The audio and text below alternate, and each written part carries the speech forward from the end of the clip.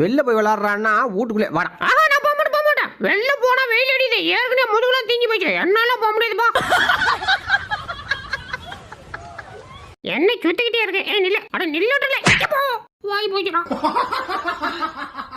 யோ தாத்தா வயசான காலத்துல உள்ள போய் மாட்டிக்காதியா. யோ உள்ள நில்ல. என்ன ஆள காணோம். என்ன பின்னாடி இருந்து வராரு. வித்தக்கார தாத்தா வர போல இருக்க.